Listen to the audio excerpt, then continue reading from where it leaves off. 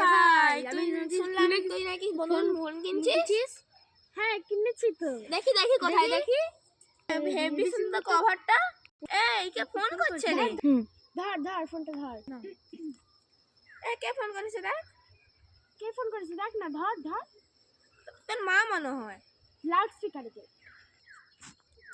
কোথায় রে তুই? এই তো ওই রাস্তার মোড়ে বসে আছি। তুই আবার ওই তোর দুই বান্ধবীদের সাথে মিশছিস?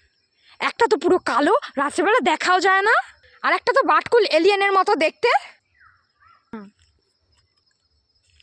ওরা যদি আরেকবার আমাদের বাড়িতে এসছে না, তাহলে চায়ে বিষ মিশিয়ে খাইয়ে দেবো। হাকো